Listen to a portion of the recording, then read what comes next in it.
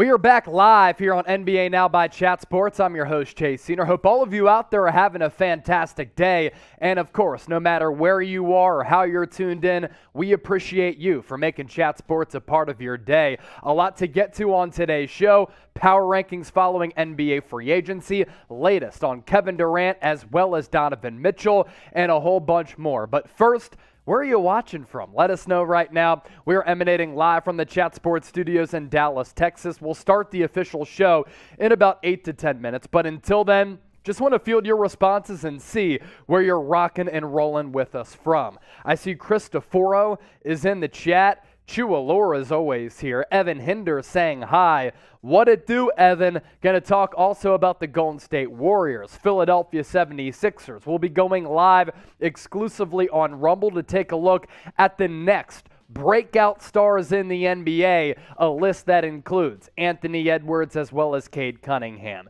Big C tuned in from Alabama, Christoforo, Minnesota, Brian Cruz, Florida, Evan Hinders, Iowa, the NFL guy, Austin, Texas, about 3 hours south from us here in Dallas. Los Angeles from NBA Highlights. Baltimore from Jay and Dorian. Hi, how you doing today? From Brandon Roan. Even better that once again you're watching the show. Scottsdale, Arizona in the house from Roland tonight. I like that username. California from R. Verba. Austin, Florida, Indiana. What's up? Let's hear some Mavs news from Ben Perry.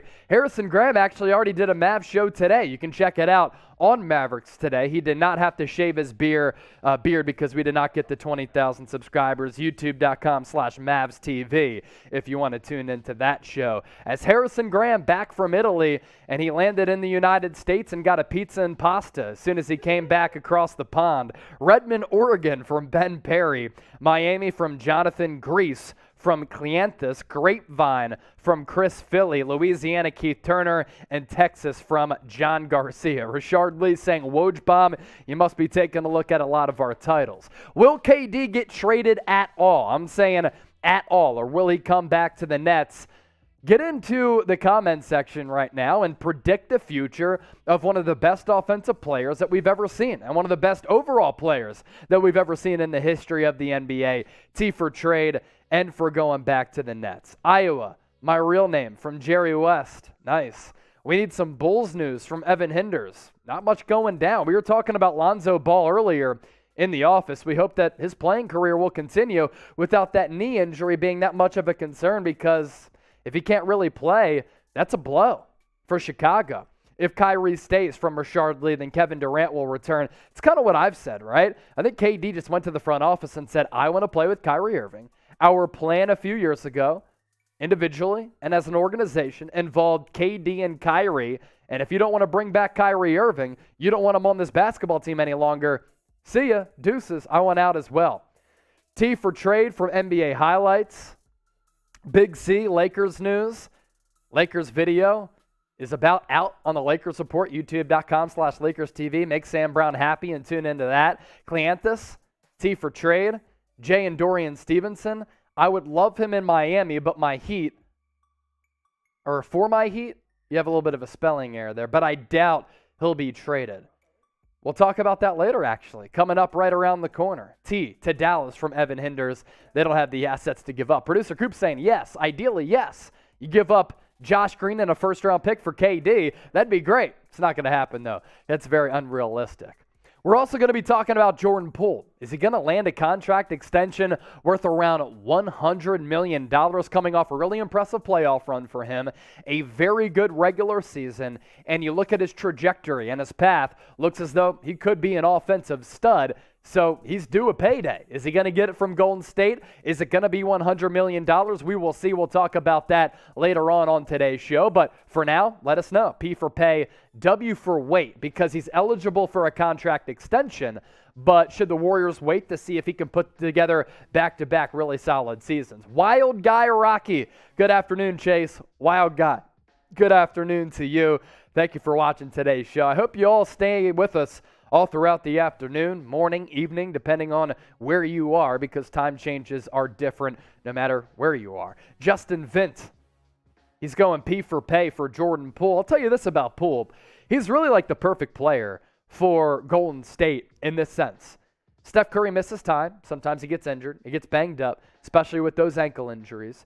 If he's on the bench, you turn to Jordan Poole. If Curry is injured, you turn to Jordan Poole, and he can be your go-to offensive guy. Now, I'm not saying in a Game 7 in the NBA Finals, but throughout the regular season, you put the ball in his hands, and he has an innate scoring ability that's really special. He can hit those step backs, those side steps, those turnarounds, those spin moves. He really is an offensive human highlight reel. So the perfect player for the Warriors in that way.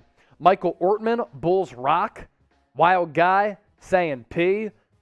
NBA highlights, W for wait. He's saying wait because you want him to go to your squad from Brooklyn. Apart from the KD trade from Rashard Lee. Rashard, I also did see your Twitter DM. Did I see that news about Kyrie and KD? Yeah, I think we talked about it the other day. Appreciate the interaction, my guy. Navy too crazy. W. A lot of guys on the team who are going to need money. Draymond Green, 2 years left on his deal. We'll see what happens there. And Andrew Wiggins, also due for a contract extension as he is entering the final year of his deal. So you're right in that regard. Big C, get your question in about Giannis. I was just about to read it, and then you deleted the message. P, but don't overpay, from Jay and Dorian. Everybody's going to overreact to his new contract. You know that's going to happen. But honestly, with the salary cap continuing to increase, these deals, you get them done now, and in a couple of years, they're going to be pretty good value deals when the rest of the market explodes. Poodle Cone to Los Angeles. We need ya. Poodle Cone. Why is that his nickname? Are you saying Poodle Come? Whoa. He did say that in the comments section. I'm just reading what he's trying to say. Do you believe Giannis is going to win MVP from Big C? Yeah, he's going to be in that mix, no question about it. Also, later on today's show, I'm excited for this. We really were joining forces inside the Chat Sports studios, and it was really me and producer Coop just going back and forth, trying to figure out how all of these NBA teams rank from 1 to 30 for our upcoming power ranking segment following free agency. We thought, okay, it's pretty timely. Let's do an all too early power rankings. It is really hard. And that exercise was exhausting because the talent level and talent pool in the NBA is as good as it's ever been. Now, the top 5 teams I was pretty confident in, but I'd say 6 through 20, you can really have a lot of fluctuation there. So the worst team in the NBA, I'll tell you my answer later on, but for now, let us know. NBA highlights, Perk said Anthony Davis. Perk also said Steph Curry over Kobe Bryant. It sounds crazy when you say it, but it ain't that crazy in my opinion. It really isn't. It really is not. Trade Westbrook for Chase and Harrison from Rashard Lee. H. Graham and I have balled together from time to time. He's that stretch 4 who can hit the 3 ball from the top of the key. I can make it rain as well. I'm more in terms of how I move like Luka Doncic. I'm not explosive, but I kind of use the body, the size and the leverage to get some shots off in a crafty fashion. Worst team in the NBA, Brandon Rohn, San Antonio. That's a good one. Chris Kennedy, Spurs. Jonathan Benson, Rockets. I'll give you a sneak peek at our power rankings. The Spurs and the Rockets are in the bottom 5. You want to disagree? That's fine. Let me know. Rip me in the comment section. It's all good. Spurs or Magic from Navy Too Crazy. Speaking of Navy, my boy Will Scott, Willie Fins, Dolphins fans. He had Army-Navy as one of his top 5 college football rivalries. Now, it's a little bit too high on the list before he messed with it and tinkered with it, but it actually is one of the best rivalries in college football. Now, the rest of his list, it was not good. It was not good. Can he make a Kevin Durant or Donovan Mitchell trade? You're asking me to make it? Okay. Donovan Mitchell to the Heat for Tyler Hero, Duncan Robinson, and a couple of first-round picks. There's that.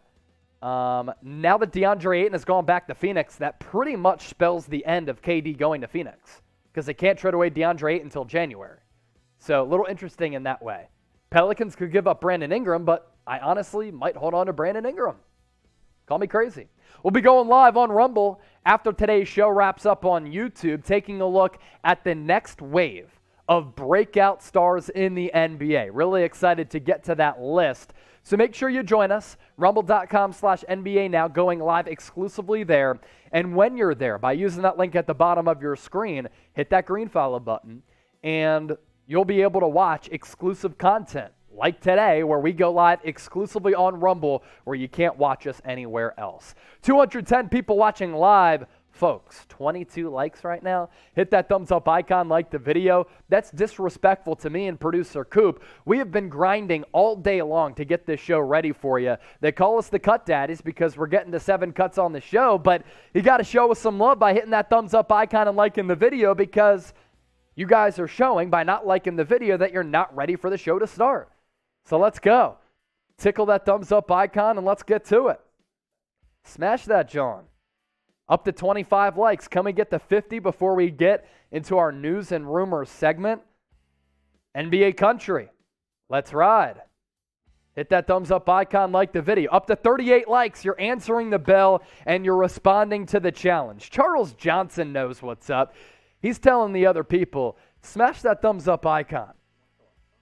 He wants to watch content and the content daddies. You already know. Derek Kells. Can the Knicks go after OG Anunoby or SGA over Donovan Mitchell? That's a pretty good video for Marshall if he's listening out there. Derek Kells.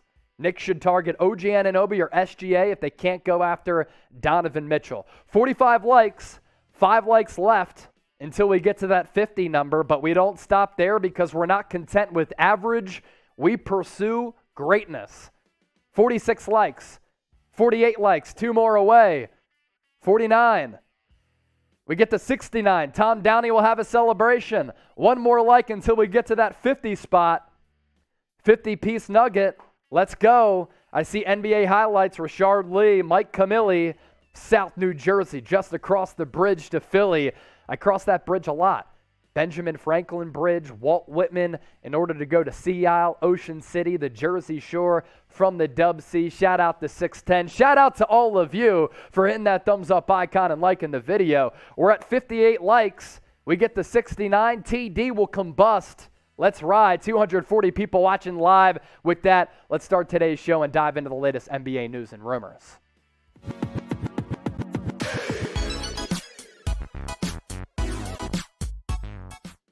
All right, let's get it. You're watching NBA Now by Chat Sports. I am your host, Chase Sr. Today's show sponsored to you by Mint Mobile. Cell phone plans starting for as little as $15 per month. You may have heard of this company before. It's the cell phone company owned by the famous actor Ryan Reynolds. They are changing the game with these cell phone plans for very affordable prices on America's largest 5G network. We'll tell you more about Mint Mobile coming up around the corner, but for now, that link available for you in the comment section and the description of this video. Start saving money today. Now, we'd be remiss if we didn't start today's show getting to the latest on Kevin Durant. An update for you coming from Brian Windhorst, as he said today on Get Up on ESPN that KD trade talks have slowed down. And as of right now, as of this recording on our live show, really isn't a Kevin Durant market, with the Phoenix Suns basically being taken out of the equation because DeAndre Ayton cannot be traded until January after signing that contract back a couple days ago. So we'll get you caught up on the latest going on with KD, one of the best players of all time. Made his trade request back on June 30th. So we're a couple weeks in, 3 weeks to be exact, 4 years remaining on his deal for the acquiring team.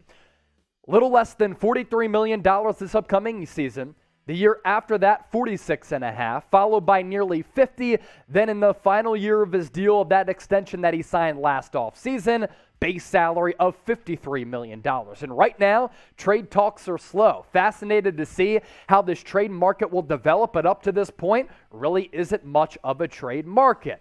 We go to Brian Windhorst now. The picture in the background, legendary. From what I understand, the trade talks involving Kevin Durant have slowed to trickle. I'm not sure what that means, but Brian Windhorst has been spot on with a lot of his reports throughout the offseason. You can still get some Nets folks on the phone if you want to make an offer, but they are not aggressively, I am told, making outgoing calls. The league is about to go on their first significant vacations in 2 years.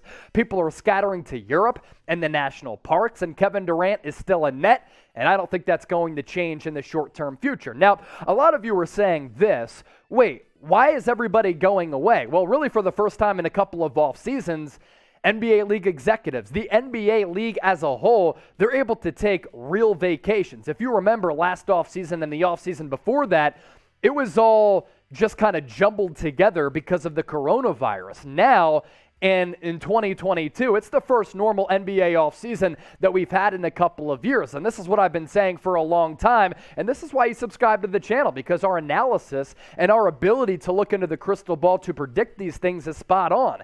After Summer League, after the NBA draft and free agency, everybody goes out on vacation because it's their opportunity to catch a breath, get away from the game of basketball after the rigors of the regular season and the offseason slate, and then you combine that with the fact that this is the first time that these people have had a normal offseason in a little while, with NBA training camp picking back up in September. So it's really not much of a break, and when these people are away from these facilities and away from the phones, these trade discussions really not taking place because they need to be able to rest up for the 2022-2023 season. So, what do you think is going to happen with Kevin Durant? Is he going to get traded at all, or is he going to go back to the Brooklyn Nets? Give me a T for trade, N for the Nets. This is going to be the pinned comment on today's video. So if you get hit with that YouTube ad break, use it to your advantage, scroll on down, and get your votes in. Now we continue to move forward with Kevin Durant. According to reports, the Miami Heat prioritizing two players, Kevin Durant and Donovan Mitchell. But if they have their selection among these two stars, and Kevin Durant a superstar, Donovan Mitchell, in my opinion, a trending star, they would rather acquire Kevin Durant. And in the immediacy of the moment, if you're looking at this window over the next couple of years, KD, if you're trying to win a championship once more, is the player that you want to go after. But the asking price for KD, even though he's older at 34 years old, going to be a lot higher as compared to Donovan Mitchell. And the asking price between the two stars, it's going to be high regardless and nonetheless. Jake Fisher of Bleacher Report saying this: the Miami Heat remain focused on acquiring one of these aforementioned all-stars, and multiple sources with knowledge of the situation told Bleacher Report that Miami has prioritized Kevin Durant over Donovan Mitchell. And you really have to watch out for the Godfather, Pat Riley, making a move here.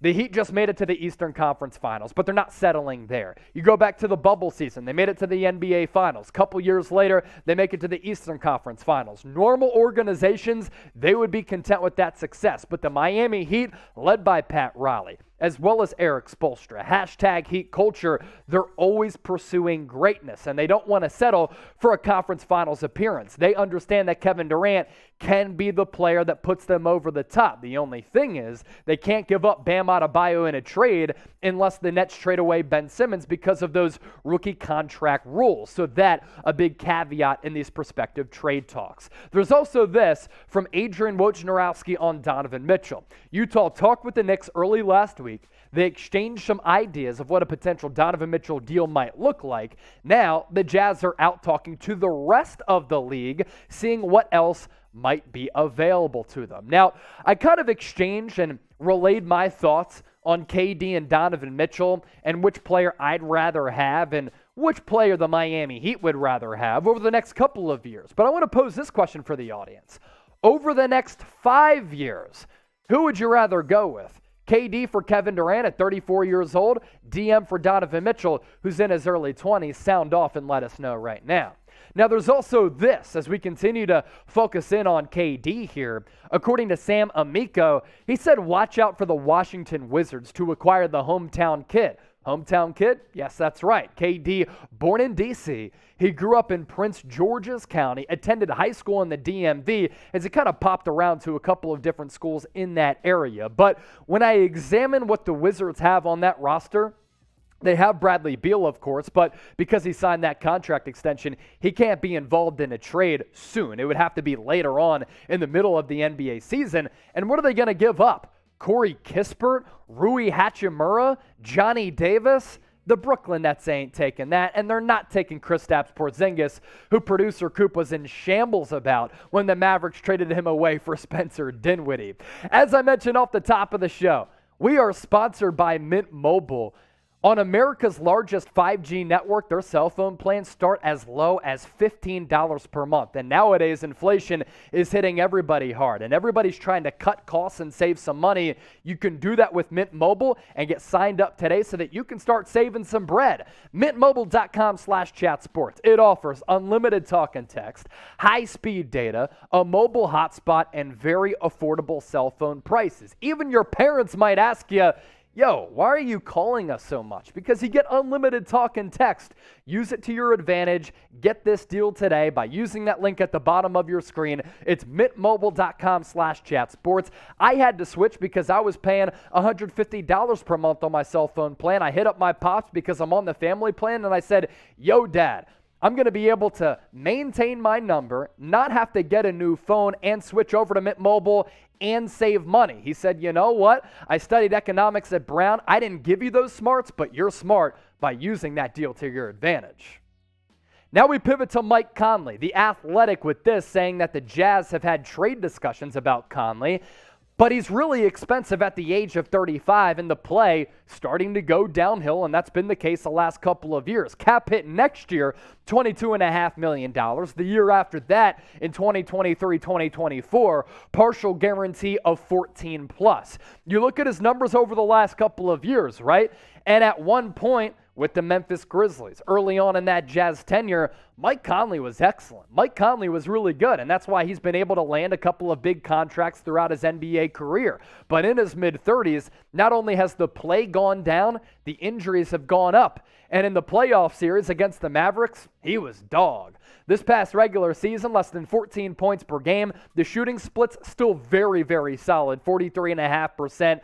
Less than 41% from three-point range. And then you look at the numbers the prior 3 years. 2018-19, the best season among these last four. If you get that production, that's great. But we're about to be 5 years removed from that season. Now, you can go with the worst option at point guard as compared to Mike Conley. I'd rather have him as compared to a player like Russell Westbrook. Conley, cheaper, better player, more efficient, but the injury issues are certainly a concern, and the play sliding downhill, a little bit of a concern as well. So I think he's probably about a 70 to 80 range right now if you were to grade Mike Conley. But what do you think about Conley as a player? Your opportunity to be a part of the show like I am as the host and be the NBA scout. 1 to 100, scale Conley as a player. And while you're down there, smash that red subscribe button down below, because when big moves happen, when there are juicy rumors out there, when we have to get the creative juices flowing, we always come up with the best content here at Chat Sports.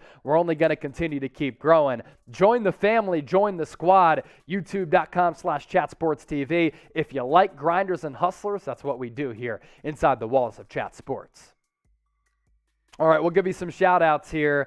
By the way, 2 mailbags on the docket for today. For you to get involved and for you to get your questions answered, hashtag NBA, better yet, super chat us, because we always appreciate your donations. Jason Liu, Zero Oikai, Henri, all getting their grades in. Jason going 81.5, Zero, 78, Henri, 78. The basketball GOAT, you are the GOAT, my guy, going 79 here. Navy Too Crazy going 77. Loyalty 85. Basketball GOAT once again going 79. So if you have a question for one of our upcoming 2 mailbags, get those questions in now so the producer Coop can see them. He'll pop them up on the screen. If you have a great take that you want to relay on the show, you can do that as well. Just got to use the hashtag NBA or super chat us. After our show wraps up on YouTube, another reminder that we'll be going live for our after hours segment on Rumble. Yeah, you won't be able to catch us on YouTube spitting facts, spitting game, spitting knowledge, but you can catch us on YouTube, Rumble, exclusively by going to rumble.com/NBA now. Once again, Rumble exclusively after the show for our after hour segment after we sign off on YouTube. So in a separate browser right now, you can just utilize that link to your advantage at the bottom of your screen, rumble.com/NBA now, and you can just mute us, and then therefore when we shut off the YouTube stream, you pop over to that different tab on Rumble, and you'll be able to join us if you're watching on a browser.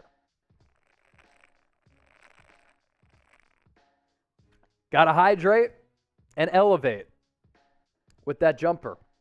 Nate Bingham, thanks for your vote, going 83 on Mike Conley. I hate you all, going 76. We're all about the love here, but it's all good at the end of the day. Basketball GOAT getting that question in. You see what Basketball GOAT just did in the comment section? Henri Lowndes using the hashtag NBA. Be like those guys, as well as David Olexin.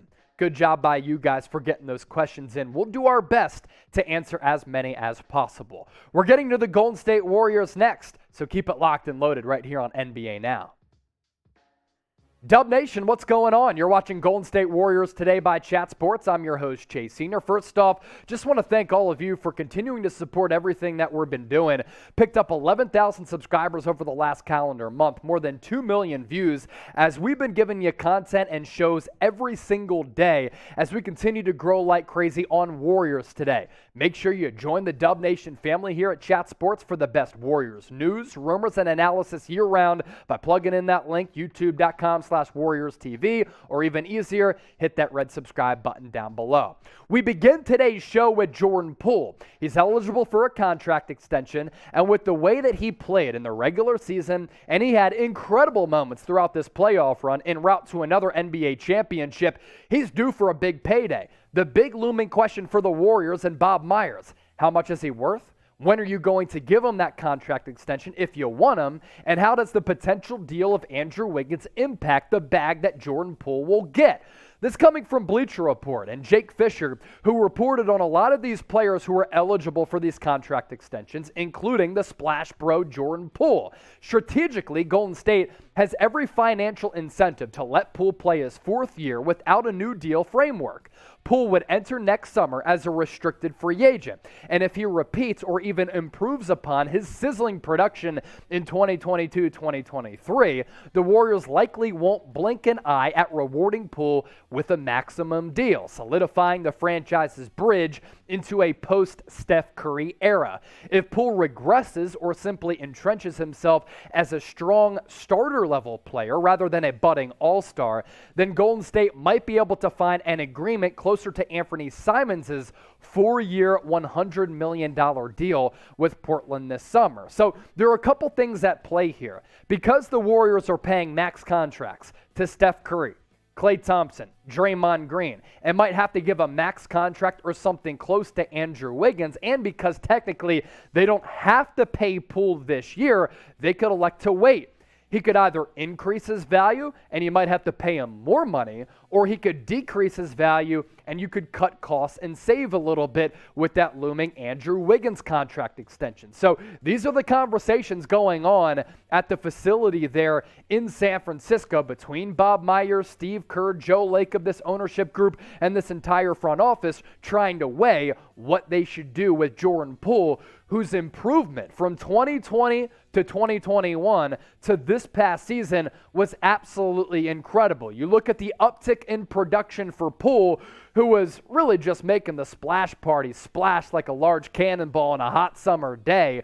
2 years ago, less than 20 minutes per game as he was going back and forth between the NBA level and the G League level. 20 points per game, less than 2 dimes. The shooting numbers here, what we want to focus in on: 43% from the field, 35% from 3. If you remember, after the All-Star break, Steph Curry missed some games, right, and was in and out of the lineup, and Jordan Poole just went off, and then Steph was able to come back and go on that torrid stretch. And then this past year, in the regular season, when Steph was either out or on the bench, you could turn to Poole and he could be your offensive stud. He has the step back, the sidestep, the turnaround, the spin, those herky-jerky moves, unbelievable athleticism, and because of that, a consistent finder, putting the biscuit in the basket. And his production last year, great. Now, is that production going to go up from 18.5 points per game, sub 45% from the field, and 36% from 3? If he continues to improve at this rate, then yes, the future will continue to be bright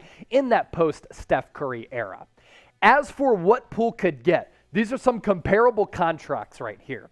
Ja Morant, this offseason, back a couple weeks ago, signed that max rookie extension deal. It was worth 5 years, 192.8, which can go up to about 230, 231, depending on playing incentives. SGA 2 off seasons ago, kind of a similar contract, and this was the going rate at that point. Keep in mind, with the salary cap continuing to go up, the deals are getting larger. 5 years, just under $180 million.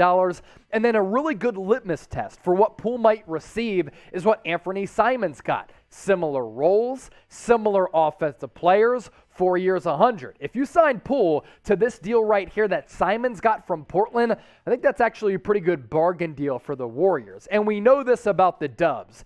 They're paying more in luxury tax than what some other teams are paying on their entire salary cap. Joe Lacob has kind of disrupted the market to a certain degree, and I thought what Colin Cowherd said on his show the other day was really fascinating. You think of San Francisco, right? Netflix, YouTube, Uber, all of those companies have disrupted the market. There is Joe Lacob, the owner of the Warriors, who's like, look, we've made it to the finals 6 times in 8 years. I now have 4 championships. We're going to continue to be aggressive. We're going to continue to pay because, yes, we might be deep in the luxury tax, but we continue to sell out every game. We continue to compete and win NBA championships. We're still making a profit. We're going to continue to go for it and be the disruptor in the market, just like those aforementioned companies. So the Warriors, never scared to pay. I don't expect them to be scared to pay an Andrew Wiggins and or Jordan Poole. We'll get to the latest on Kevin Durant coming up next, but first, I want to hear from you in the comment section. Should the Warriors pay Jordan Poole? P for pay, W for wait. Let us know right now in the comment section. We also have a phenomenal sub battle going on inside the walls here at Chat Sports. Back when the playoffs started, Warriors today was at 30,000 subscribers, already nearly 43,000 because of just a historic run throughout the NBA draft, free agency, summer league, and this entire offseason. And we are closing the gap on the Lakers report. Let's put producer Sam Brown in shambles, who really runs our Lakers channel, and take over the Lakers report with subscribers. You want the best Warriors coverage? The solution is simple. Just hit that red subscribe button and join the family here on Warriors Today. As for the latest on Kevin Durant, according to Jake Fisher, little traction between Golden State and Brooklyn on a Kevin Durant trade, which really isn't much of a surprise. And I think there's going to be a little bit of a lull in these conversations because a lot of these executives, coaches, players, for the first time in a couple of off seasons, they have a normal off season where they can actually take a legitimate vacation before training camp, and the 2022-2023 season gets underway in September when training camp comes.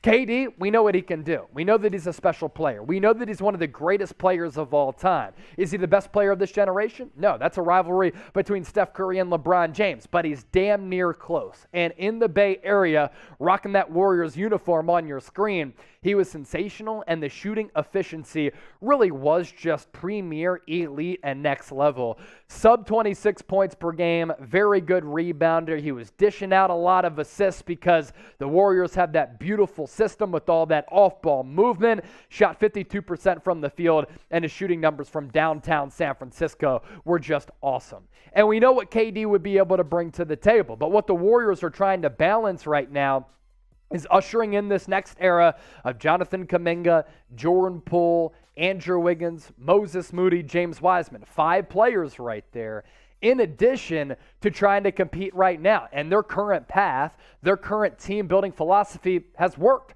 with the blend of youth as well as veterans, because why? They just won yet another NBA championship, the 4th under Joe Lacob in this franchise's current tenure. We are on Rumble. We are on YouTube. We are continuing to grow to the platforms that you as the viewers use. So make sure you give us a follow on Warriors TV on Rumble for sometimes exclusive content that you can't find anywhere else. In addition to Warriors news and rumors, you can find sports, news, politics, tech, and business from other online personalities. Rumble.com/Warriors TV. We have about 3,000 followers over there. Add to that number and follow us today. It's rumble.com/Warriors TV. There's also this from Chris Haynes on Kevin Durant. If a trade is possible, would the leaders of the locker room welcome Kevin Durant? According to multiple sources, they would, for the same reason they embraced him back in 2016. As one source said, it's freaking Kevin Durant that we're talking about. Now, there have been conflicting reports about whether or not KD wants to come back to the Warriors. We know that he is cognizant of what other people say in NBA circles. He's somewhat of a sensitive guy, and it would be easy to say that KD would be altering his legacy and impacting his legacy if he were to leave the Warriors after 3 straight NBA Finals appearances, 2 titles, 2 NBA Finals MVPs, goes to the Nets. He thinks that he can be the leader to lift them to a championship and do something that he didn't do in OKC. Instead, the Nets' tenure went up in flames, and that has crumbled as well. So for him to go back to the Warriors, that would have a lot of talking heads talking. And for me, it would be beautiful basketball. I just don't know if the Warriors need to pursue Kevin Durant, and they'd be basically gutting their roster, getting rid of a lot of valuable depth in order to bring KD in. If KD is all about basketball and winning, though, it would be a no-brainer to at least explore a reunion. He's thinking, okay, we could have won 3 consecutive NBA titles if I didn't pop my Achilles and if Klay Thompson didn't go down with that torn ACL. So for him, for the Warriors, if they just want to compete and win the next 2, 3, maybe even 4 NBA championships, 4 might be a stretch because KD is currently 34. Steph Curry getting a little bit older, so too is Klay and Draymond. That might be a little bit of a stretch, but there's no doubt about this. They'd be the finals favorites this upcoming season because KD would make them just borderline unstoppable. And again, we've seen it before. What do you think, Dub Nation? A lot of you get fired up about this. Should Golden State bring KD back? And if you're fired up, I want to hear from you in the comment section right now. Y for yes, N for no. As always, we greatly appreciate your support. If you haven't subscribed, hopefully we convince you to do so. Okay, mailbag coming up. Hashtag NBA Super Chat. In the meantime, as you get your questions in, I will give you shout outs. More than 600 people watching live, a lot of new people piling into the show. Keep it locked here. So much left to get to on today's show. KD to the Wizards from Sammy. I just don't think it's realistic. Wiggins and Simmons, no go. If you're looking at a potential trade there, it'd have to be a 3-teamer. Why is the Joker not in the poll? He is the best player in the world from Robert Kitchens. Because I disagree with you, and that's fine. Jordan Lewis, no. Toad French, no. Jordan Lewis, no. Casey Phipps, no. Loyalty, getting that question in. Good time to get that question in because mailbag, that's coming up next right here on NBA Now. Okay. Need some more questions. Get those questions in. It'll be no problem getting to 8, Koopy. Hashtag NBA or Super Chat us. Want to take some more questions, so get those questions in right now. As you see in the comment section, producer Jack, he's letting y'all know, hashtag NBA or Super Chat. This is NBA Now by Chat Sports. I am Chase Sr. As for what's coming your way on today's show, another mailbag where I take all of your questions about NBA free agency, the NBA draft, NBA offseason, and a whole lot more. We open up the forum to you to join the conversation, start the conversation. So with that, let's start answering your questions as well as your best takes. We begin with this one coming in from Evan Hinders, one of our loyal subscribers. Be like Evan and subscribe to the channel today. Magic trade Jonathan Isaac for Patrick Williams, and they swap first-round picks. Jonathan Isaac is coming off an injury-plagued season. Patrick Williams missed a lot of last year. Jonathan Isaac, I'm pretty high on him. Really good athlete who I think figures in nicely to the Magic's plans. If I were to want one on my team, if I were building a roster, probably would actually go Patrick Williams, though. I think he's the better defender, maybe more of a reliable three-point shooter, but I don't think you can go wrong with either Jonathan Isaac or Patrick Williams, 2 very good young players. I think the big thing there, Evan, as you put your GM hat on, it's the first-round pick swap. We pivot to this one from Loyalty. LeBron James to the Bulls. Look, his future is uncertain. 1 year remaining on his deal, and there have been rumblings that he might not sign that contract extension in the future. So will LeBron go to Chicago? I don't think so. I don't think he wants to be in the shadows of Michael Jordan. He wants to chase his 6 NBA championships, but maybe do it outside of the Windy City. And you think about the Bulls right now and the current construction of that roster, they're paying big-time money to Zach LaVine, Lonzo Ball. We'll see what his future is with that problematic knee injury. DeMar DeRozan making a lot of money. Vooch still on that squad. So I don't know if they'll be able to afford LeBron James unless they traded somebody away. Boston Benny, should the Celtics trade for Eric Gordon? I actually think that the Celtics are pretty set in terms of shooting.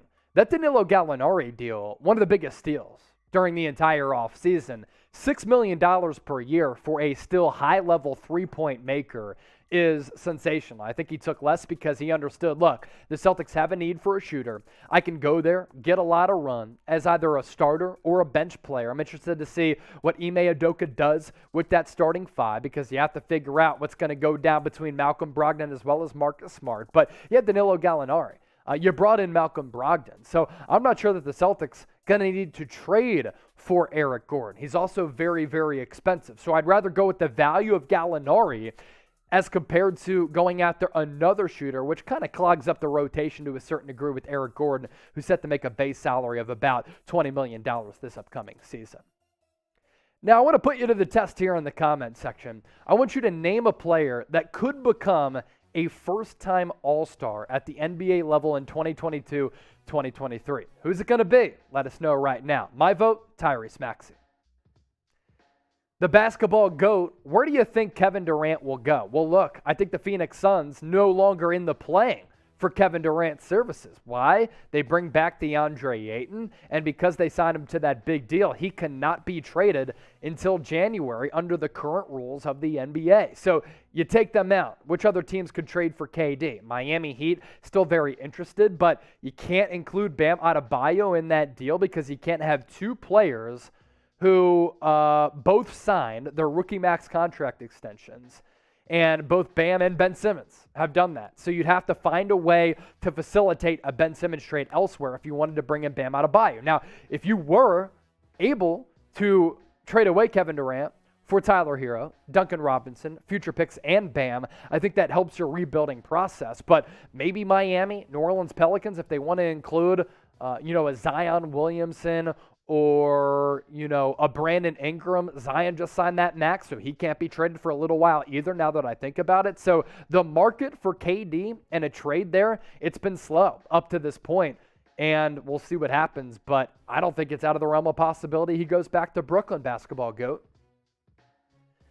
Jarrell, the Jazz are on the rebuilding mode. What about Jordan Clarkson? Look, if they trade away Donovan Mitchell, I think they could trade away Jordan Clarkson. I think they could trade away some of the other pieces on that roster. That would signal a full rebuild. And if I'm rebuilding a franchise and I trade away D-Mitch, I trade away Rudy Gobert, I'm trying to just do what OKC has done, stockpile a bunch of young talent, get some future draft picks, and rebuild organically, especially for a team in Utah that's in a smaller market. It's not really a destination free agent city where big-time free agents want to go to, so you're kind of forced to build within the draft. I think that's the best route for Utah, and if you're rebuilding, why not trade away Jordan Clarkson, who's one of the best six-man scorers in the NBA, to get players back or get picks back?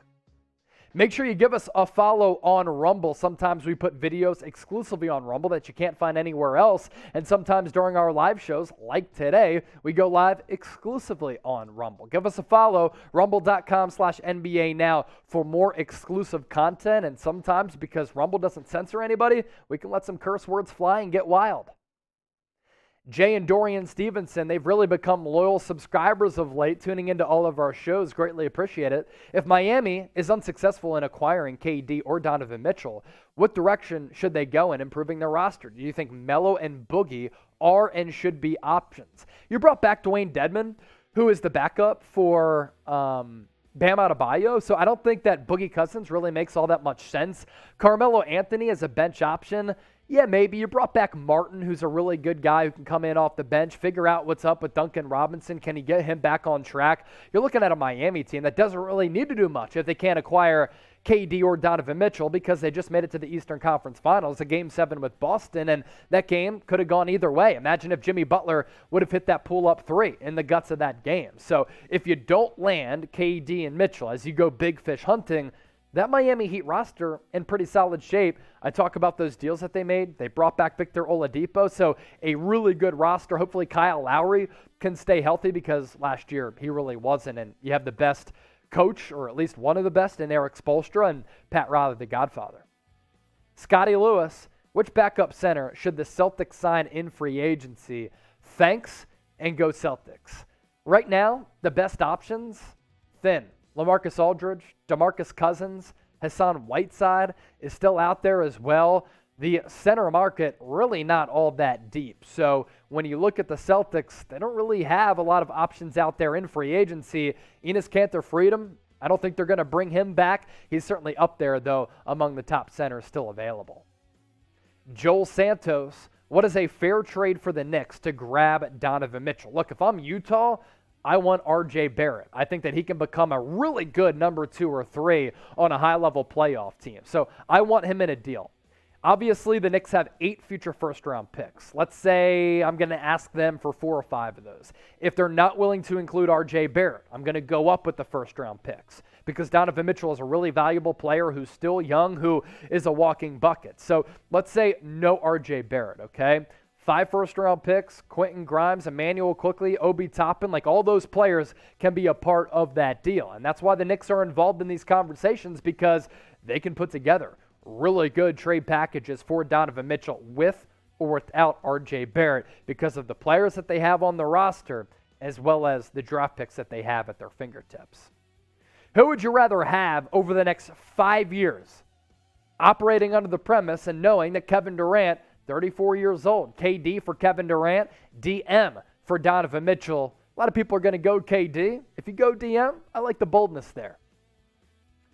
Lucas Zhang, the Warriors could use another big guy. Should they sign Kai Soto or give him a shot? I'll tell you this about Kai Soto. I had named him an NBA draft sleeper. I've watched some of the international tape of when he was playing at the NBL level in Australia, which is one of the best international leagues in the world. He's a solid player. Now, I understand why he didn't get drafted. My prediction was that he was not going to get selected. But for a 20-year-old big who has a nice array of skills, I think that Kai Soto belongs on an NBA roster. Look, if Taco Fall Boban Marjanovic can play in the NBA, I think Kai Soto can as well. Solid shot blocker, solid athlete. He's developing that outside shot. Him on the Warriors, I know with that Filipino audience on Warriors today, they would love it. There's no question about that. I was surprised that he elected not to play NBA Summer League. They broke records for daily audiences of 11,000 people in Las Vegas. Display your skills in front of national television audience and in front of people and show that you're worthy of playing at the NBA level. There's no way that Kai Soto didn't have opportunities to play in the NBA Summer League. For him to not take on those opportunities, I didn't like it. But Kai Soto on any team in the NBA, he could be a solid tryout option or two-way deal. Navy, too crazy. Rockets will be one of the most competitive teams in the West to play against young, get out, and run, and pesty defense. If we see a step up from KPJ, Green, Şengün, we can add to the heat of the West. So Navy, too crazy. He's high on the Rockets, and I love what they've been able to do throughout the past 2 off seasons. What they did 2 drafts ago, very impressed. What they did this past draft, impressed. I mean, Jabari Smith, I think, is going to be a stud. Everybody was freaking out about the handle. My scouting evaluation, if you watch us here at Chat Sports, I told you, his weakness is the handle. He needs to develop it, but he does everything well. He can get a shot off from anywhere. He is going to be a premier potential first-team defender within his first 3 years. Really good athlete, really good instincts as well. He's going to be a stud. So what the Rockets have been able to do and compile on that roster, I've been impressed with. Josh Christopher, he was really good throughout the NBA Summer League. So I agree with you, Navy, too crazy. The Rockets are going to surprise some people. They're going to be one of those NBA League Pass teams who are going to be a fun and entertaining watch night in and night out. Are they going to make the playoffs? No. But are they going to improve from last year? I think drastically. Now, some might say still that the Rockets going to be the worst team in the NBA. Who do you think the worst team in the NBA is currently? Is it the San Antonio Spurs? That's my vote. Get your votes in right now. Blake of the year. If Nerlens Noel gets let go by the Pistons, should the Sixers go for a reunion? I'd love Nerlens Noel on Philadelphia. They have had frauds as backup centers for Joel Embiid, straight up stiffs. I mean, the fact that Greg Monroe, DeAndre Jordan have been playing in big-time playoff series, that just cannot happen. And Nerlens Noel didn't live up to the lofty expectations when the Sixers had originally drafted him, but he's a really active, long player who has value in today's NBA. No, he's not a shooting big, but in terms of switching on the defensive end, he's great, good rim protector. Also, because he's so long, plays the passing lanes and comes through with a bunch of steals. He would be the ideal backup center for Joel Embiid. Now, is he a little bit expensive? No question about it, but you paid decent money to Andre Drummond last year. If you're Philadelphia, if you're confused by Nerlens Noel with the Pistons, he got traded on draft night to Detroit with Alec Burks so that the Knicks could clear up some money to sign Jalen Brunson. His future, a little bit uncertain in Detroit as they go with the youth movement. Do they want Nerlens Noel? If they cut him loose, then my goodness, Philadelphia, they should scoop him right up. Before we hop on out of here in our mailbag, if you haven't subscribed already, do so right now. It's youtube.com/chatsportstv. Or even easier for you, just hit that red sub button down below. And as always, thanks for watching the show. More shout-outs coming for the people. Hazurk Locke. Chua is back. Chicago Kid. Jordan Lewis. Rich Bass. Marcus Burns. Hopper. Jay Fish. Chicago Kid. Also in the chat. Who else is here? Marcus Burns saying Rockets will be the surprise team. Chicago Kid. Rockets. They got better. The Kings suck. We were talking earlier, I don't hate the Kings roster. Their starting five is going to include De'Aaron Fox, Harrison Barnes, Domantas Sabonis, Rashawn Holmes, and Keegan Murray. And then, Davion Mitchell off the bench, Malik Monk. Why is his name escaping me from Atlanta, who they traded for? Kevin Herter. That's a solid team. It all comes down with Sacramento to just the dysfunctional nature of that franchise. If they can get that right, I think they'll be pretty solid.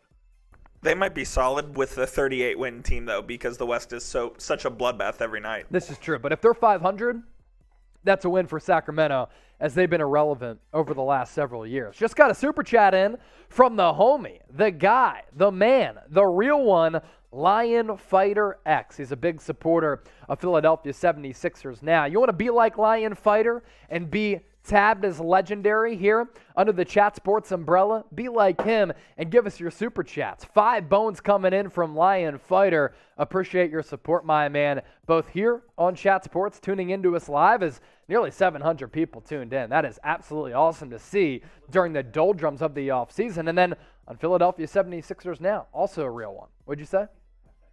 Hashtag real one. Real G. Real G's moving silence like lasagna. It's one of the best rap lines ever. That one coming from Lil Wayne. The real ones, yes, they indeed know. We do an NBA Power Rankings next. NBA Power Rankings coming up next, so let's get to it.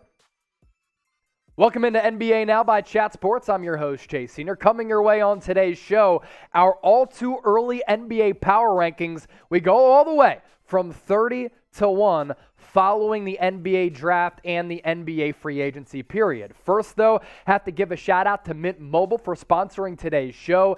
Cell phone plans in a period of inflation, when people are trying to save money, they're changing the game. Plans for as low as $15 per month. We'll tell you more about Mint Mobile coming up here in just a few moments, but utilize that link to save money today. Go to mintmobile.com/chatsports. You don't have to change your cell phone or your cell phone number. Once again, we'll tell you more about Mint Mobile here in just a few minutes. So our NBA Power Rankings are here.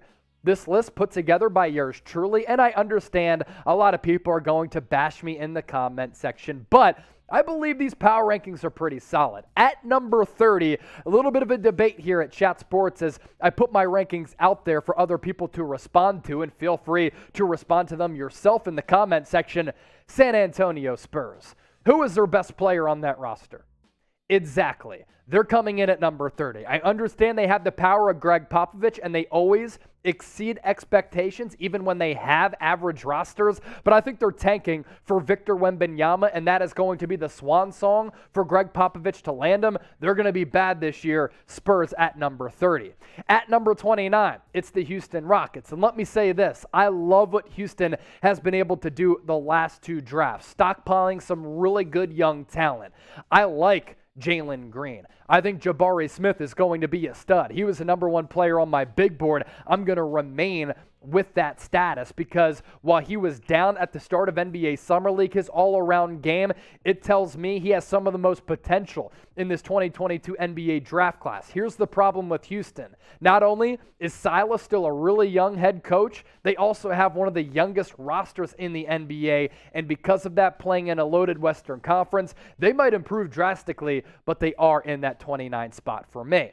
Same can be said for the Orlando Magic. Their best player is going to be Paolo Banchero this upcoming season. And like Houston, I like what they've been able to do in their roster construction process. Paolo Banchero, stud. Jalen Suggs, Franz Wagner, Cole Anthony, Markelle Fultz, Wendell Carter is criminally underrated. The list goes on and on and on. They brought back Mo Bamba, Jonathan Isaac coming off that injury last year.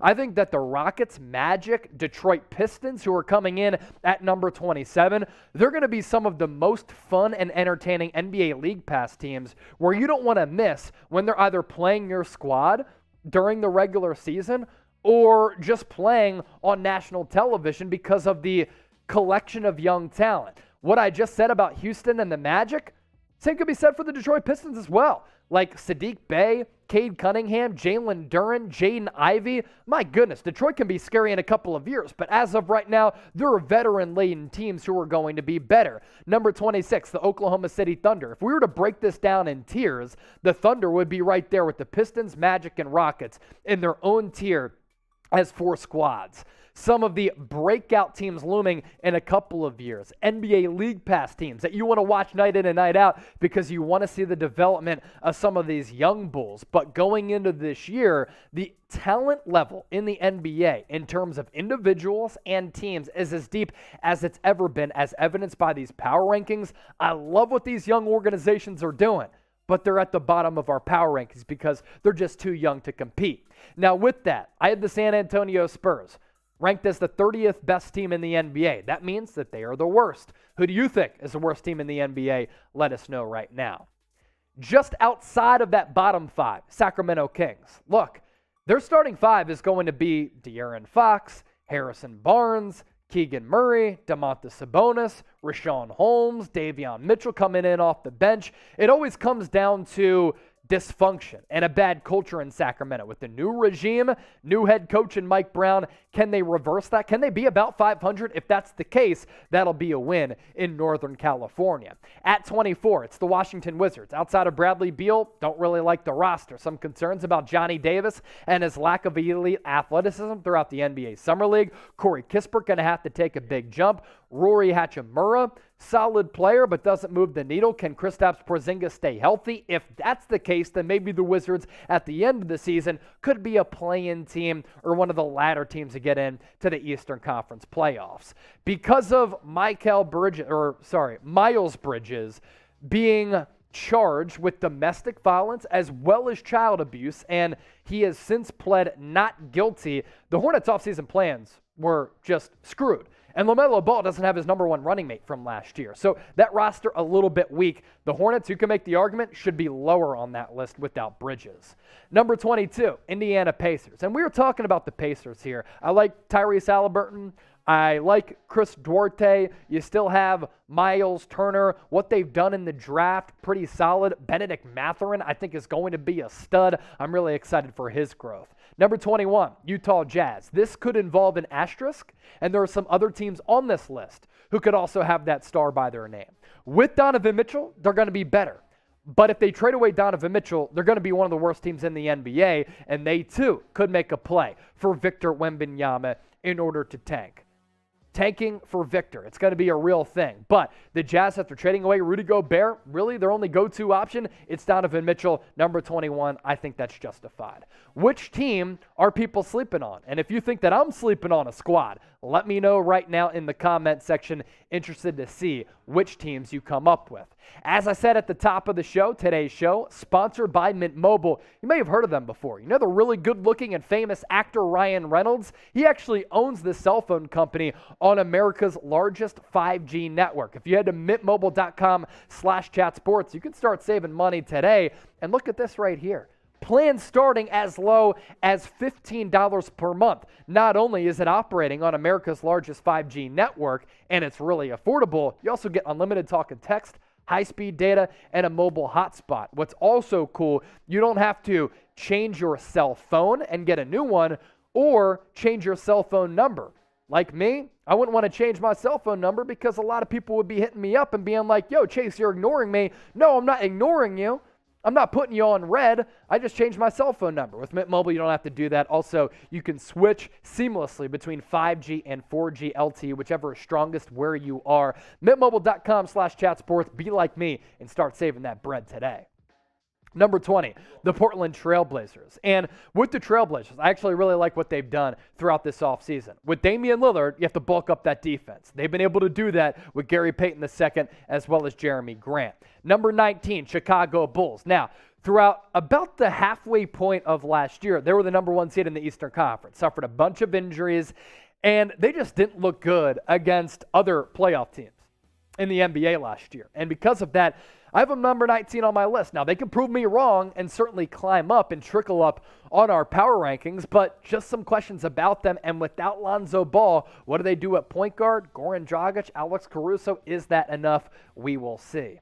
Atlanta Hawks coming in at number 18. Really fascinated to see how DeJounte Murray and Trae Young can work together in that backcourt. I think it allows Trae Young to operate more off-ball in a Steph Curry fashion. And if that's the case, he could be even more efficient than he was last year when he shot around 40% from three with a ton of volume. I think the Lakers roster right now, at this current moment, is terrible, especially if they have Russell Westbrook. Now, yes, in a playoff series, you still have LeBron James and Anthony Davis. But outside of that, they don't have depth. They lack athleticism. That defense, not all that good. Trade away Russell Westbrook if you can. You bring in Kyrie Irving. They might be a top 10 team, but right now, number 17, I think they're going to be average with the current construction of this roster. Are the Cleveland Cavaliers, LeBron's former team, better? I think they are. Darius Garland, Evan Mobley, Jarrett Allen, they have star power as well as depth and emerging young pieces under affordable contracts. Cleveland Cavaliers, surprise team last year, could surprise some people this year as well. Speaking of the Los Angeles Lakers, how many games with this current roster will they win next year? Let us know right now in the comment section. Top 15 now, Toronto Raptors, a pesky and feisty team, and I really like them. Arguably the best general manager, Masai Ujiri, one of the best coaches in Nick Nurse. Can OG Anunoby continue to grow? Scotty Barnes, Rookie of the Year? I think so, because in that player development program, they're going to continue to rise. Number 14, New York Knicks. They don't have Donovan Mitchell yet. If they get him, they could go up to 12, 13, maybe even 11, but I like what they've been able to do in free agency. I think Jalen Brunson in that deal, it's actually a good one considering where the market is going. One of the teams I'm most excited to watch this year, New Orleans Pelicans. You get back Zion Williamson. That starting five is honestly one of the best in the NBA. Who's going to start at point guard? I guess Devontae Graham, but he got DNP'd throughout the playoffs. But you still have CJ McCollum, Brandon Ingram, one of the best scoring wings, Zion Williamson, and Jonas Valanciunas with the good defense of Jose Alvarado, as well as Herb Jones. And then you drafted Dyson Daniels.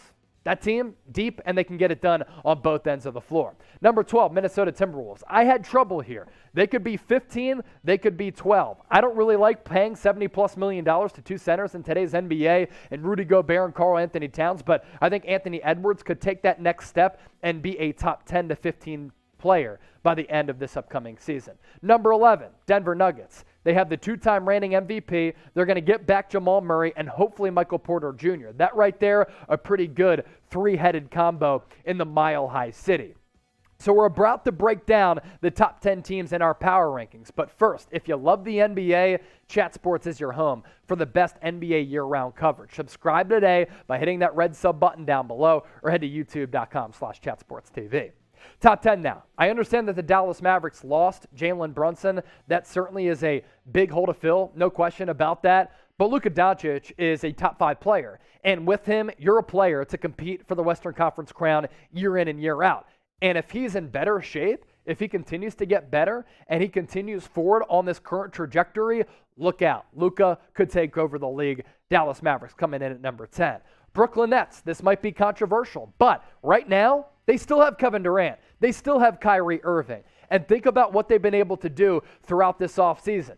TJ Warren, walking bucket, brought back Nick Claxton, Patty Mills, Royce O'Neal. Some of the moves that they've made in free agency, pretty solid. Let's figure that they get back Ben Simmons, who's a first-team All-NBA defender and could play that Draymond Green role. Joe Harris is healthy. Seth Curry as well to give you some shooting. It's a pretty good roster. Number 8, Los Angeles Clippers. Kind of like the Brooklyn Nets here. We know what players are going to get back, and they're going to actually have these players, unlike the Brooklyn Nets potentially. But Kawhi Leonard, Paul George, Terrence Mann, Reggie Jackson, you bring back Nicholas Batum. The list goes on and on and on for the Los Angeles Clippers. They could compete to win the West. And 2 years ago, they may have won the Western Conference if Kawhi Leonard didn't go down.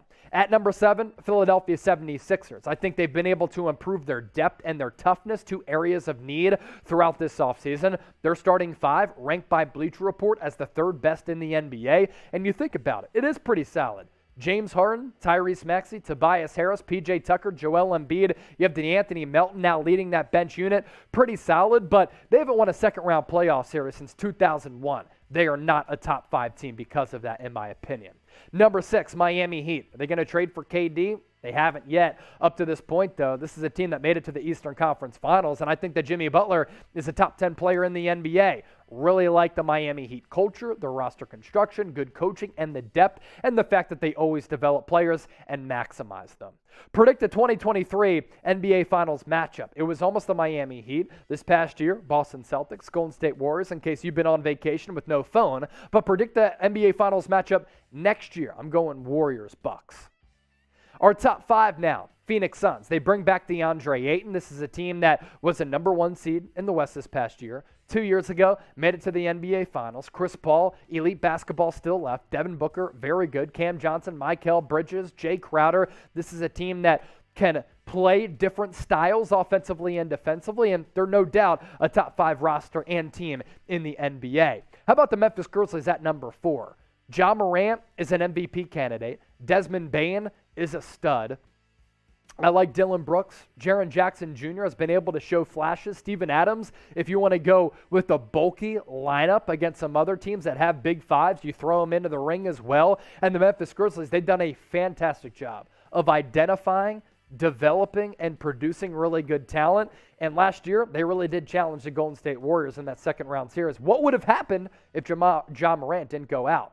Number 3, Boston Celtics. Absolutely love what they've been able to do this offseason. Malcolm Brogdon, Danilo Gallinari. Can Jason Tatum and Jaylen Brown take yet another step? I don't think that's crazy. Robert Williams was sensational this past year defensively as the really modern-day prototype for centers who can't shoot. Depth, defense, offense, star power, youth, Celtics at that 3 spot. Number 2, Milwaukee Bucks, another free agency winner for me. They brought back a lot of players who have been a part of this championship culture. And in my opinion, they have the best and most dominant player in the NBA in Giannis. Joe Ingles, him coming off that torn ACL, a sneaky signing, 40% three-point shooter. He's going to get a lot of open looks on this team this year. At number 1, it's the reigning NBA champions, the Golden State Warriors. They're the best team in the NBA because they just won the title and they were able to replenish and reload that roster. You lost Otto Porter Jr., Gary Payton II.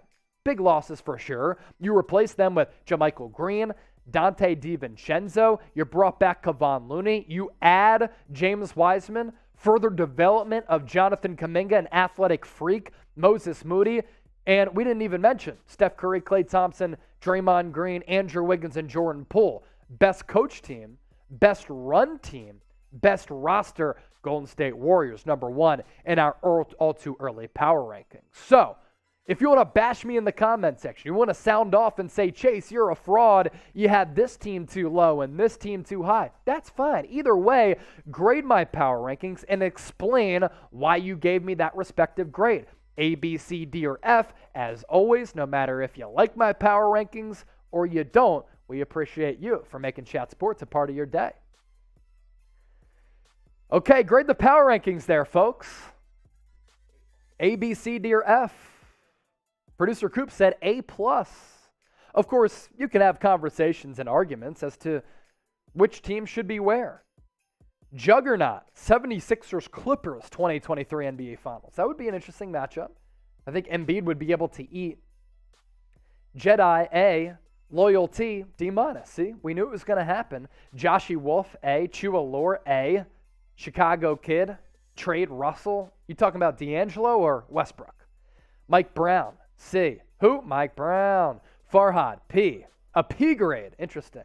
Chicago Kid, B. D- from Loyalty. Solid B until you hype the Nets. Look, how do you not hype the Nets? I mean, if they have KD and Kyrie, they were the favorites to win the NBA championship last year. Rocket Sleeper from Rich Base. C from King Green. Will Latimer, A. Edu David, B-. Appreciate you guys for getting your votes in. Another reminder, our second of two mailbags is coming up. Hashtag NBA Super Chat. Get those questions in. But also, going to be going live exclusively on Rumble. Still to come on the show, we'll talk Sixers. We'll do another mailbag. And then exclusively on Rumble, the next wave of young superstars ready to take the reins from guys like LeBron James. That's coming up exclusively on Rumble. You don't want to miss it. It's rumble.com/NBA now. We'll shut off our YouTube stream, then go live exclusively on Rumble when it comes time for that. In the meantime, we're going to talk about the Philadelphia 76ers. 4 ideal moves they can make before NBA training camp. We'll talk Philly next. I see my guy Lion Fighter, a couple people repping North Philly and Philadelphia as a whole. Hey, that means you're going to really enjoy this next segment, so let's get to it.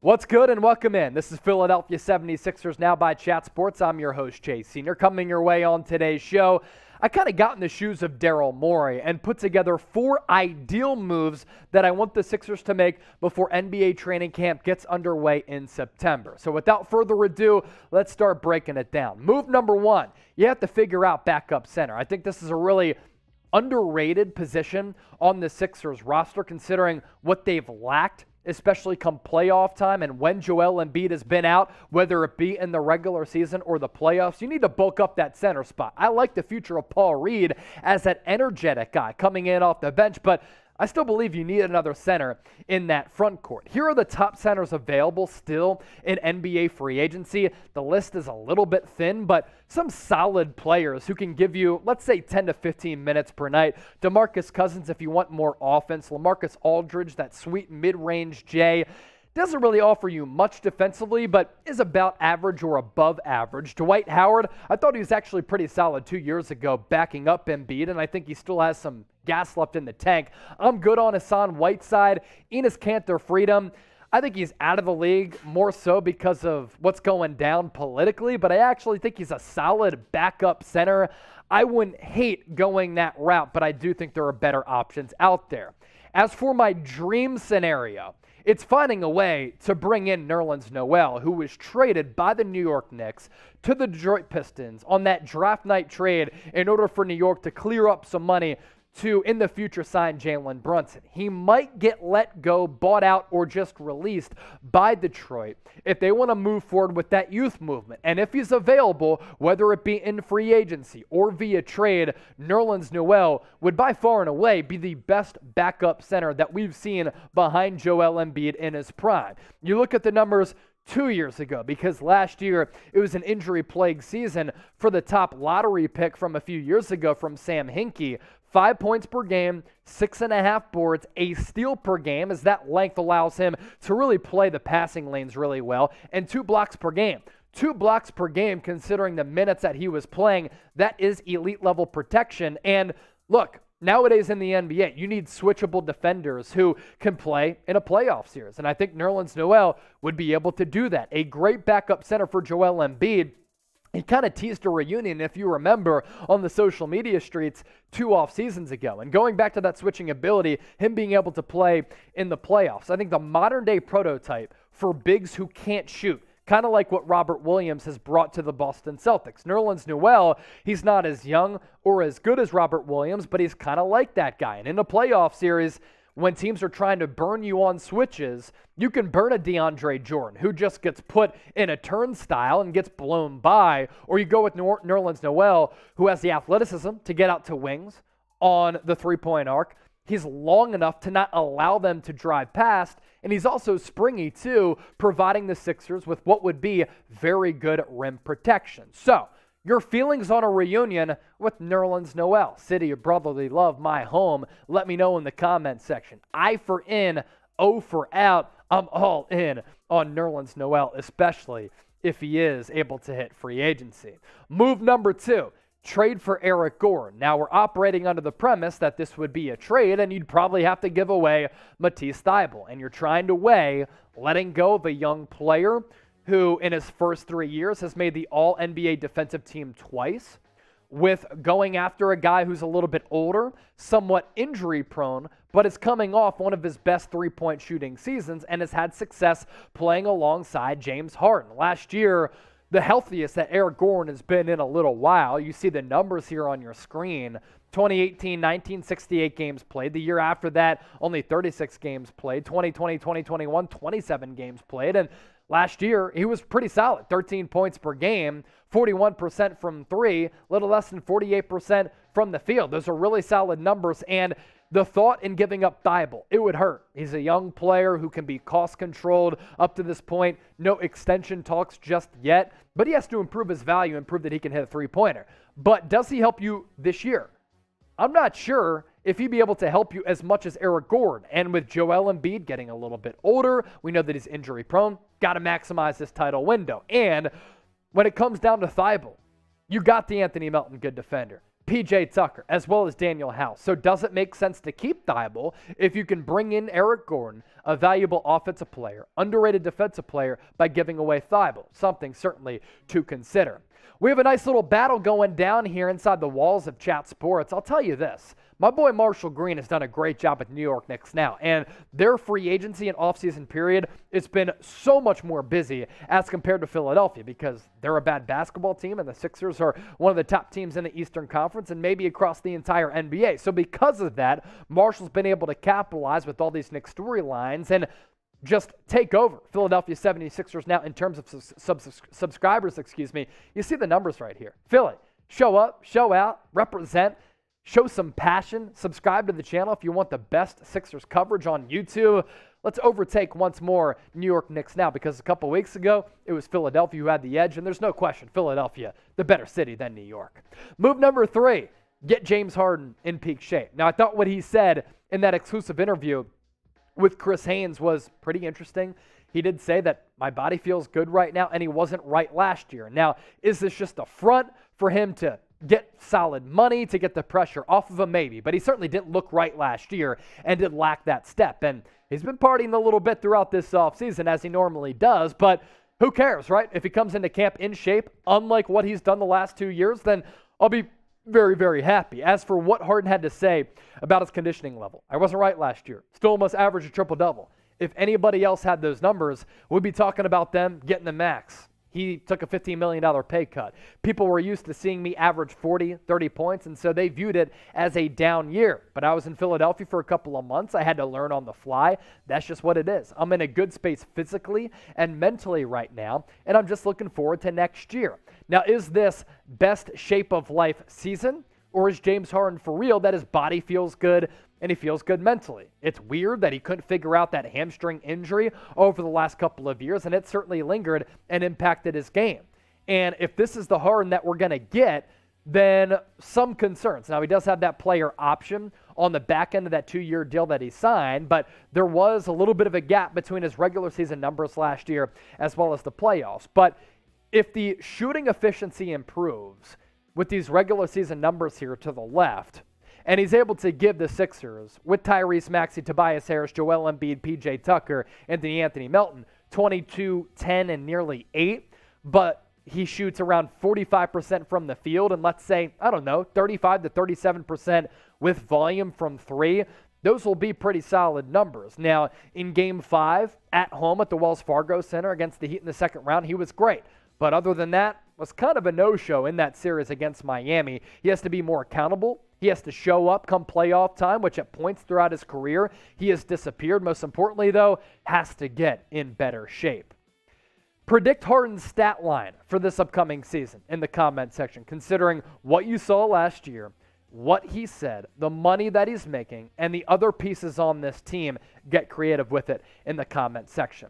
Lastly, James Harden is your starting point guard. Tyrese Maxey, when Harden is off the floor, can handle point guard responsibilities. Who else is going to run point, though?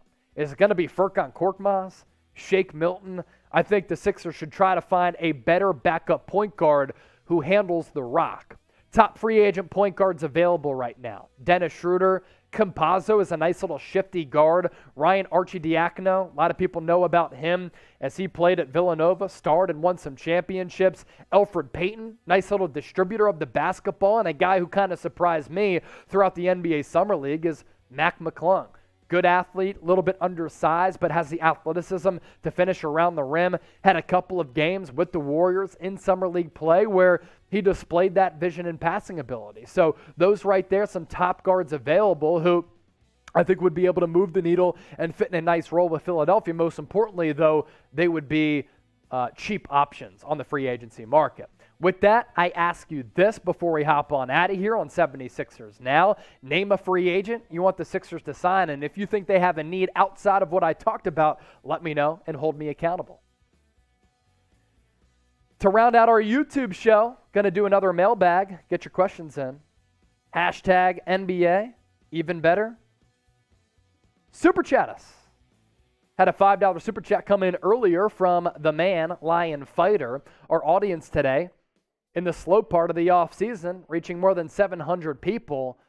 They continue to crush it. Appreciate your support. You guys tuning in. It's made what I've been doing a lot of fun. Lion Fighter, he's saying Harden 28, 10, and 8. I don't think they need him to average 28 points. Now, if he shoots 28% from the floor, that won't be good. But 28 points, 10 rebounds, 8 dimes, or vice versa, it's pretty solid for Harden. I think it's going to be 23-24. What I really care about is him finishing around the rim better. He's like 6'6", but sometimes he plays 6'2" around the rim because he's trying to absorb that contact. And I want to see him be a better catch-and-shoot three-pointer and an overall more efficient outside shooter. You have to rely on that step back, and you lose your step and you lose your legs. That's why those shooting numbers have gone down to a certain degree. Get those questions in. Hashtag NBA Super Chat. Our last segment on our YouTube show before we pivot over to Rumble exclusively. Hashtag NBA Super Chat with that. Let's start this sack right now. Welcome into NBA Now by Chat Sports. I'm Chase Senior. Appreciate all of you for making today's show a part of your day and getting your questions in for our mailbag from our loyal subscribers. We start off with this one coming in from Cleanthus. Is this supposed to trip me up? Is this like a fake account that's supposed to make me say something that I don't want to? Cleanthus Scarlatitis. Hopefully I pronounced that right. Love the pup as a profile picture as well. My big dog guy.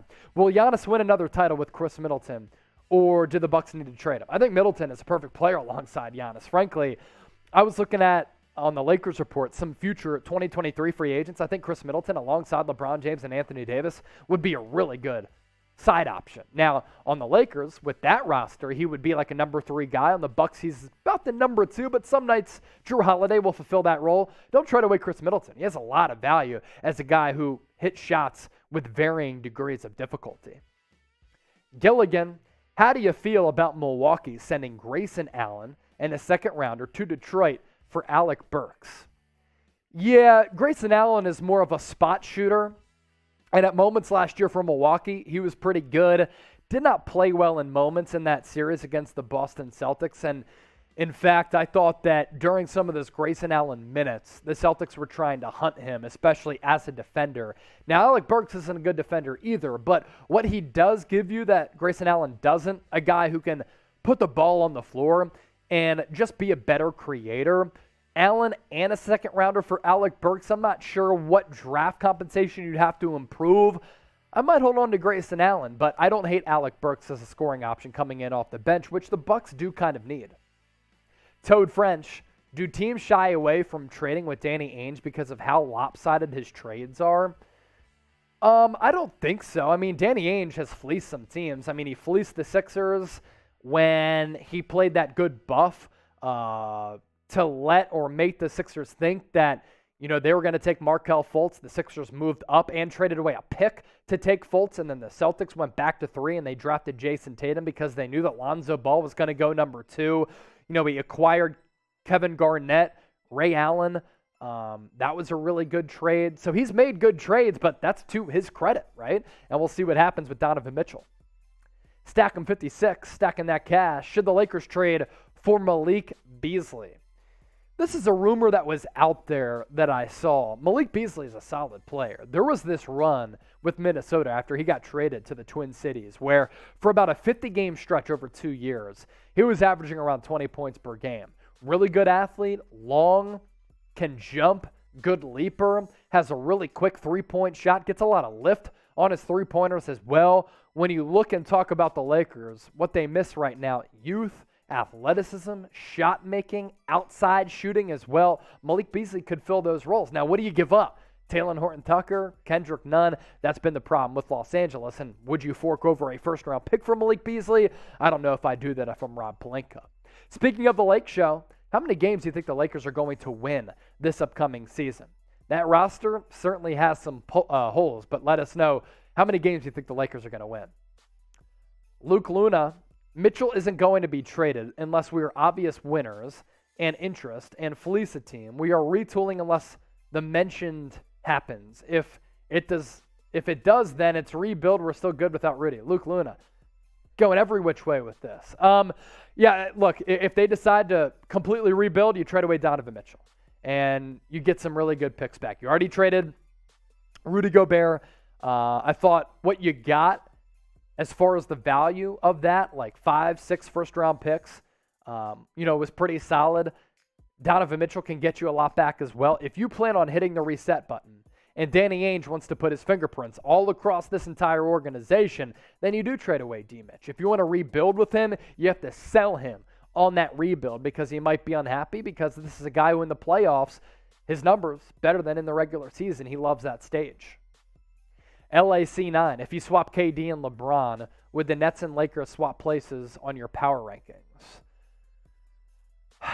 I think both teams, the Lakers would definitely climb up, and there's no question the Nets would fall down. I've never been, if you swap, I was thinking Anthony Davis. So if LeBron is on the Nets and KD is on the Lakers, would I swap them in my power rankings? I don't know. Producer Coop, what do you think about that? Do you think it moves? Does it really change either team? I think it moves the Nets up a little bit because I still think LeBron's amazing. Okay. However, KD going to the Lakers, I don't think it changed a lot because that roster still sucks. Yeah, it's not that good, especially if you have Russell Westbrook. Outside of what is now LeBron and AD, they're starting 5. It is not that good. Are they going to start Lonnie Walker and Damian Jones with Thomas Bryant? That's the reality with the Lakers. Now, LeBron is still playing at an MVP caliber level, but I'm not sure that KD, LeBron is more valuable, in my opinion, right now than KD. I think that he helps your championship chances better because he's done it more consistently than KD. So I don't know if KD makes the Lakers better. I think LeBron makes the Nets better. There's no question about that, which is why Coop said the Nets would go up. If you missed our power rankings, they're on the channel right now. We are also on Rumble. Make sure you give us a follow over there as we continue to grow to the platforms that you use. It's rumble.com/NBA now for free, uncensored, unfiltered content. Hey, rumble.com/NBA now. That's where it's at. Roger Federer is watching. The Mavs should bring back and sign J.J. Barea. Now, what's funny is that this week he announced his retirement, but as a backup point guard, third option coming in off the bench, a guy who knows Dallas really well. He's beloved by the fan base, maybe, but I'm just not sure he can really play any longer. Jake Turtle. John Stamos knew the Warriors would win. You think they would go back-to-back, or they will go back-to-back, they have the talent, they have the roster, they have the coaching and the general manager to go back-to-back. And if they want to make a trade to upgrade the roster, they have pieces in which they can use to upgrade the roster. So I think a matchup in the finals against the Bucks would be problematic. In the West, Clippers could be a tough matchup. Nuggets will improve. Suns are always really good. Dallas Mavericks led by Luka. Portland Trailblazers are going to improve. Lakers, if they change the roster and improve it a little bit, things are going to be interesting in the West, but I'm going with the Warriors because that's the dynasty of this generation. Jeff Stamps, do you think Shai Gilgeous-Alexander gets traded this year? I could see the Thunder trying to capitalize on his trade value since they have Josh Giddey. I love Josh Giddey. Josh Giddey is so much fun to play. He's a great competitor. He does everything at a really high level. I'm not sure he has an elite trait outside of passing, but his passing ability, I said during draft night 2 years ago, reminds me of Ben Simmons. It really is special, especially at that size. Has to become a more consistent three-point shooter, but yeah, moving forward, are both of them going to play point guard? How do you play both together? You could use one of them and take advantage of their respective trade value. I think SGA is a stud, though. I think Giddey's a stud. See if it works, and then come the NBA trade deadline, depending on how the Thunder are playing and where they're at in the standings and what their timeline is under Sam Presti, then maybe you think about a deal. But I'm always a fan of trying to make it work with really good players. Will OKC be a playoff team this upcoming season? That's pretty lofty, but if you think they are going to be in the big dance, type P for playoffs, L for lottery. Sam with this one, will John Collins get traded? If so, where and what can the Hawks get back? John Collins is a solid player. He's actually on a pretty decent deal. He got that deal last year, which pays him between $20-25 million. I forget exactly what he's getting paid. But for a player who can give you 15 to 20 points per game, block shots, throw down some oops, play some good defense, insane athlete, offer some value, you can get some picks back. You can get some solid players back. Just curious what the Hawks' plan is. They traded away 2 shooters in Gallinari as well as Kevin Huerter. I understand that, you bring in DeJounte Murray, and that's awesome and all. Does it mean that they want to play DeAndre Hunter a little bit more? Who's a good young player? Maybe, but I'm just confused by what the Hawks are doing. They could look to trade away John Collins as well. Mason Gunnarsson, who would you say are the top 10 players in the NBA? Good timing with this question because I just got together with producer Coop just for fun, and I just wanted to put together my top 10 list of NBA players. Last year I did the same, and the list has changed dramatically from a year ago. So these are my current top 10 players in the NBA. I'm going Giannis 1 because I think in a playoff series, nobody can stop him. He's the most physically dominant, and somehow he continues to get better and better year after year, and he's the best player on both ends who nobody in the league can really stop. And number 2, it's Steph Curry. Some people might argue that. How do you argue it when he's won 4 championships, tied with LeBron James, just won his first NBA Finals MVP, probably should be 2, and in the playoff series, he can be your go-to guy, bail you out offensively, great leader, underrated defensive player. And in the NBA Finals, if it weren't for him, the Warriors would have been cooked. Number 3, Kevin Durant, still elite. LeBron James last year could have won the scoring title if he didn't miss more time. He was right there with Joel Embiid. Luka Doncic, bona fide number 5 guy. No team wants to see him in a playoff series. Just led the Mavericks to the Western Conference Finals. He's a problem, and if he's in better shape, look out. Number 6, Joel Embiid. I think he's better than the Joker. I understand that the Joker has won back-to-back MVPs, and Embiid has finished second both years, but I think that Embiid is more dominant. Kawhi Leonard at number 8. He's missed a lot of time with injuries. He could be higher, but he's lower on this list because of those injuries. But he was playing at such a great level before that partially torn ACL in the playoffs 2 years ago. If he doesn't go down, like the Clippers could have won the NBA championship. At number 9, Jimmy Butler. Yes, in the regular season, his numbers are down. In the playoffs, though, this guy is one of the best big game performers, and I think he's maybe the most underrated player in the NBA. And sneaking in at number 10, edging out Jason Tatum, is Ja Morant. Injury concerns with him moving forward, a little bit of a concern. The consistency of Jason Tatum might be more, but Ja Morant, he has so much upside and so much potential. That is my top 10 list. Let me know what you think of it in the comment section. Rakeem Sports, what's good, man? Welcome back to the show. Where does Dwight Howard end up? I said the Utah Jazz. That doesn't make sense. I think that Dwight Howard is going to latch on with the playoff team if he can. Does he go back to the Sixers to back up Joel Embiid once more? Maybe. Dwight Howard should have a market. He's a good backup player. Rumpel, I'm not even going to say the last name. It's very interesting.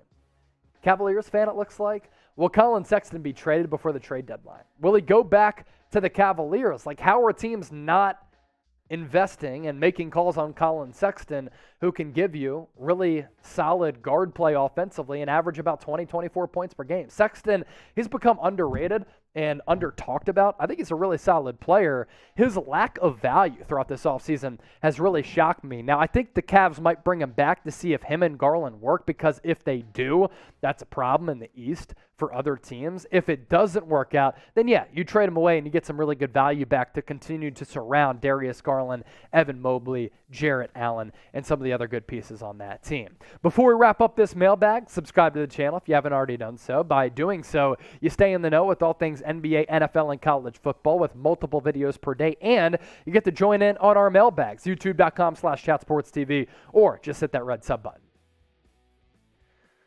Okay, before we shut off our YouTube stream, we will be going live on Rumble.